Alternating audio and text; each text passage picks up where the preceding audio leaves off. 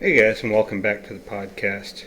I'm wanting to start a new series.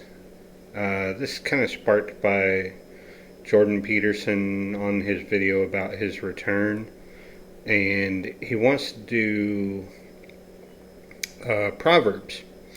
And I thought, that's probably not a bad idea to do one a day. So hopefully I will get all 31 of these posted, and maybe I can get my stupid OBS software to work with me and quit crashing. But only time will tell on that one. So this is Proverbs 1 in the NIV. The Proverbs of Solomon, son of David, king of Israel, for gaining wisdom and instruction, for understanding words of insight, for receiving instruction in prudent behavior, doing what is right and just and fair, for giving prudence to those who are simple, knowledge and discretion to young. Let the wise listen and add to their learning, and let the discerning get guidance, for understanding proverbs and parables, the sayings and riddles of the wise. The fear of the Lord is the beginning of knowledge, but fools despise wisdom and instruction. One caveat right off the bat, that word fear is not properly translated. It should be respect or reverence, not fear, but that's the only English word that we translate it to for some reason. One other thing of note here, for giving prudence to those who are simple, knowledge and discretion to the young. Not wisdom to the young, but knowledge and discretion to the young. We'll get into that a little bit later. Listen, my son, to your father's instructions, and do not forsake your mother's teachings. They are a garland to grace your head and a chain to adorn your neck. My son, if sinful men entice you, do not give in to them. If they say, come along with us, let us lie in wait for innocent blood. Let's ambush some harmless soul. Let's swallow them alive, like the grave, and whole, like those who go down to the pit. We will get all sorts of valuable things and fill our houses with plunders. Cast lots with us. We will all share the loot. My son, do not go along with them. Do not set foot on their paths, for their feet rush to evil. They are swift to shed blood. How useless to spread a net where every bird can see it. Then men lie in wait for their own blood. They ambush only themselves. Such are the paths of all who go after ill-gotten gain. It takes away the life of those who get it. Now, wisdom's rebuke. This is probably my most favorite part of the proverb, and I'll explain that afterwards. Out in the open, wisdom calls aloud. She raises her voice in the public square. On top of the wall, she cries out. She cries out at the city gate. She makes her speech. How long will you who are simple love your simple ways? How long will mockers delight in mockery and fools hate knowledge? Repent at my rebuke, then I will pour out my thoughts to you. I will make known. Hello? Hey, Charlie. Hey, Shanda went into our little custodial closet down there where you guys go into sign in. Sorry about that. I had to take that call. How long will you who are simple love your simple ways? How long will mockers delight in mockery and fools hate knowledge?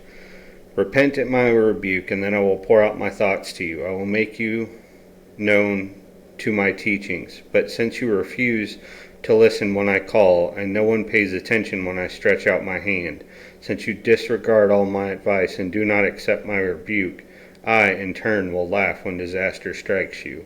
I will mock when calamity overtakes you.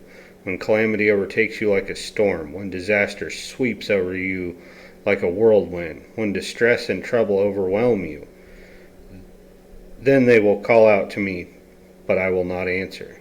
They will look for me, but will not find me, since they hated knowledge and did not choose to fear the Lord. Respect or reverence, I would say.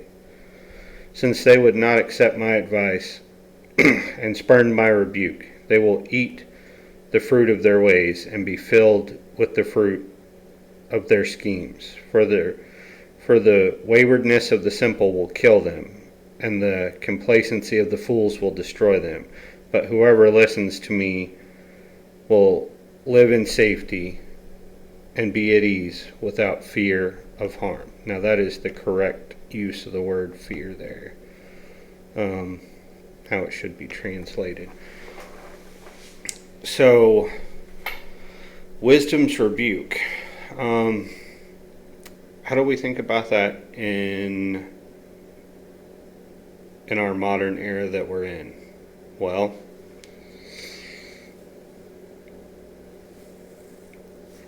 who's being wise to these 20 and 30 somethings?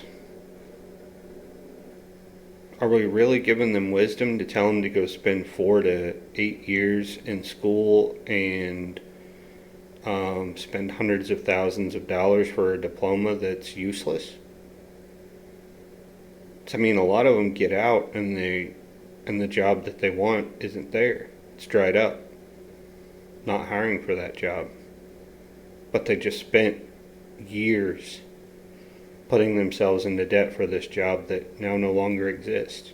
Where's the wisdom in that? It says here that wisdom comes from the parents. Are the parents giving these children their wisdom? I don't think so. I think wisdom's gone by the wayside. I think knowledge has gone by the wayside.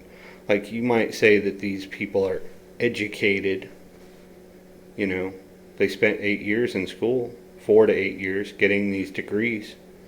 They're educated, all right, but knowledge, I don't think they have the knowledge, and I don't think they have the wisdom. I don't think there's enough people out there. As Eric Weinstein put it, and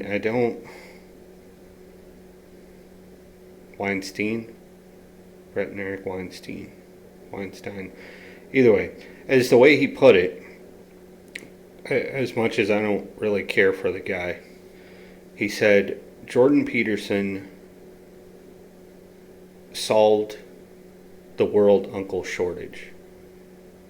He said there were a lot of young men that just needed someone to sit them down with a nice single malt glass of scotch and a cigar and say, listen kid, this is how the world works. There aren't enough out there with that sort of wisdom. They're setting these people down and saying, look, this is how the way things work. And that's what wisdom is supposed to be. It's what do you do with the accrued knowledge now? Notice in that verse it doesn't say that it's wisdom for the young. It says it's knowledge for the young.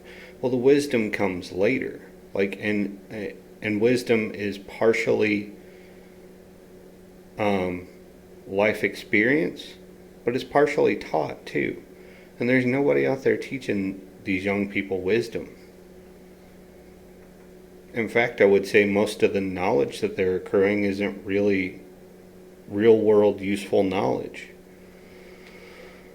And that's why I love the Proverbs. That's why I love reading through them, because they're still as salient today as the day that they were written. And with all hope, I'll get the other 30 out. And maybe OBS will start working with me. But for now, that's all I have for this time, guys. Thanks for watching.